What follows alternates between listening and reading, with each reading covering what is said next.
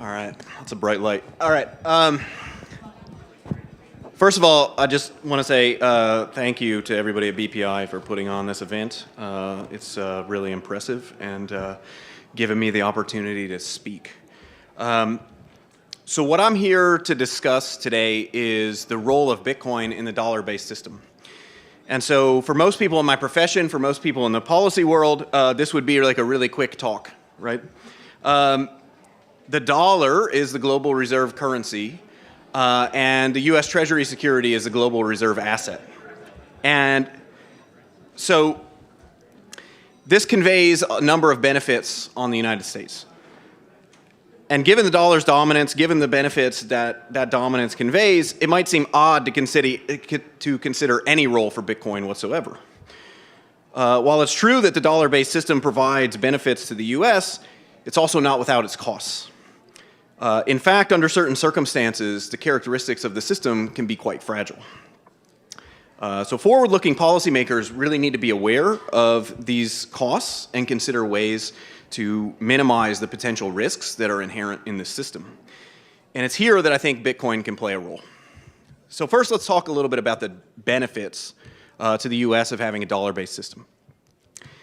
The fact that the U.S. has the global reserve currency means that it doesn't have to worry about the typical concerns about the balance of payments that foreign countries have to be concerned about. The fact that the U.S. Treasury security is the global reserve asset means that the United States can borrow much larger sums of money than foreign governments can borrow.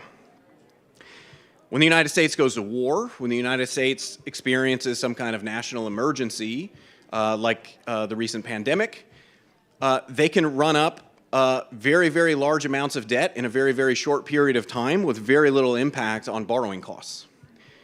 So these are benefits to U.S. policymakers, and they're unique to this dollar-based system. They're unique to the United States.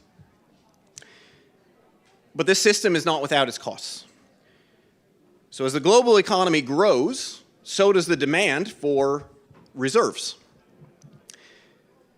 That reserve is a debt instrument. So what this implies is that as the world economy grows, the borrowing costs of the United States government tend to be pushed down by that growth. Why? Because there's this increase in the demand for that global reserve asset.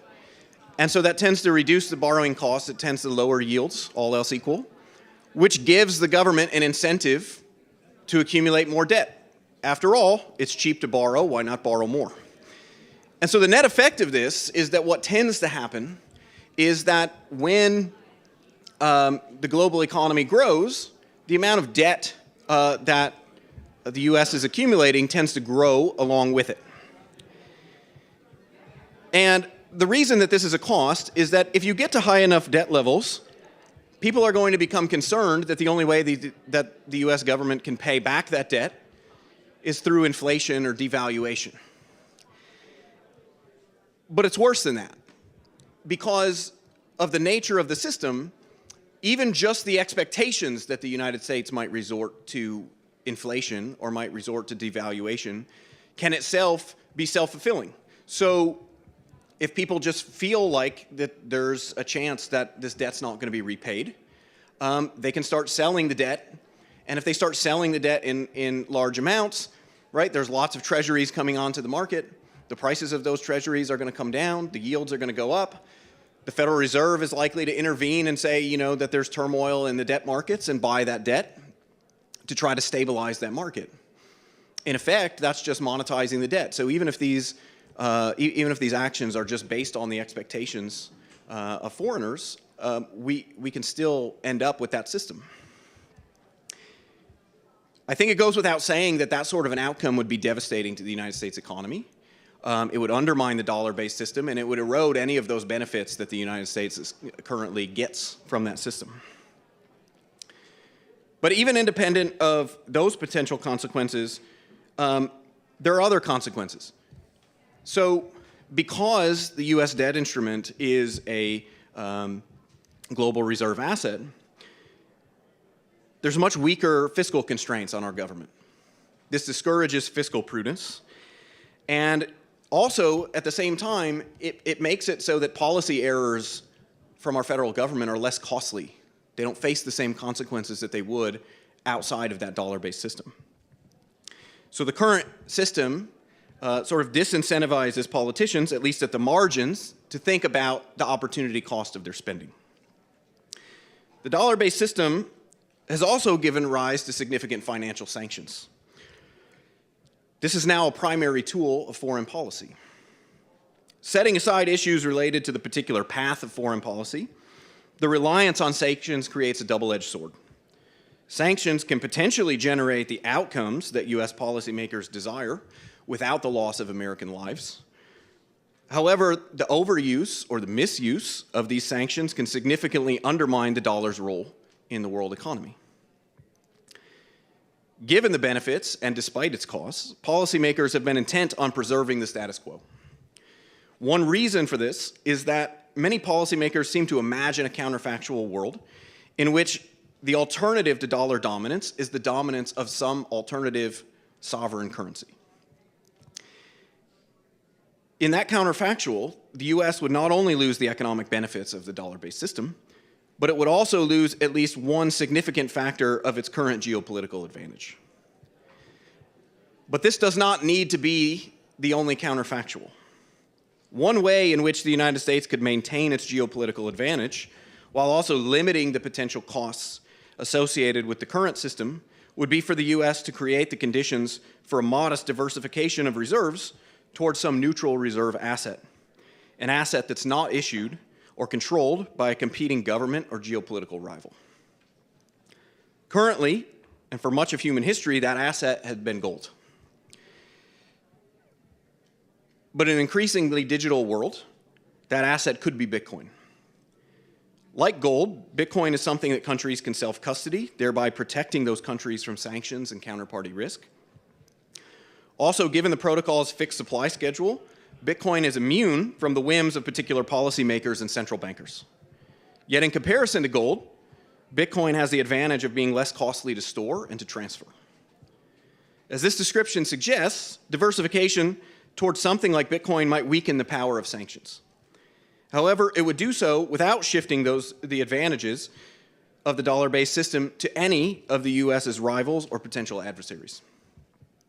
At the same time, such diversification would weaken the incentives of the US to accumulate excessive debt and therefore help mitigate the fragility risk inherent in our current system. To encourage such an outcome would require that US policymakers take a more hands-off approach to Bitcoin. By doing so, this would allow the US to continue to be a hub for Bitcoin-related development and innovative mining solutions. Furthermore, by taking such an approach, the US could create conditions in which countries seeking to diversify their reserves would do so by turning to neutral reserve assets like Bitcoin rather than alternative sovereign currencies. This would not only minimize geopolitical risks associated with diversification away from the dollar, but it would also make the United States economy a primary beneficiary of wider global adoption of Bitcoin. Now, I want to be clear in what I'm saying here. So the US dollar continues to be strong. In fact, global uncertainty continues to reinforce rather than undermine the strength of the dollar. Nonetheless, the rapidly rising level of US government debt is a significant concern. If the debt gets large enough, the positive feedback loops of which the United States has been the beneficiary could turn against us.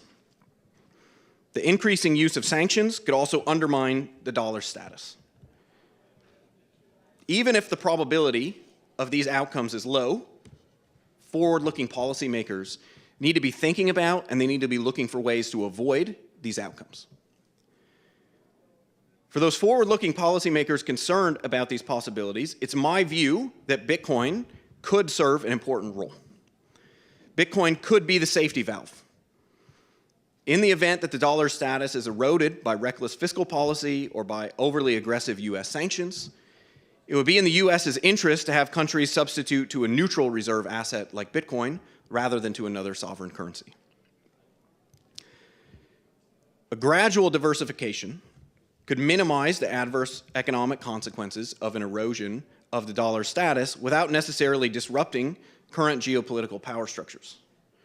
At the same time, such a shift would lead to a modest tightening of fiscal constraints on the federal government, thereby making policymakers more acutely aware of the opportunity costs of their actions. It's important to reflect a little bit on history. It's easy to focus on the status quo. It's easy to assume that what we have experienced recently will continue into the future. But since the emergence of the international gold standard in the 1870s, the international monetary system has gone through considerable changes.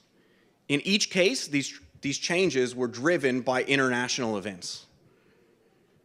The beneficiary of those events has often been the United States. At times, the United States was simply the beneficiary of favorable circumstances.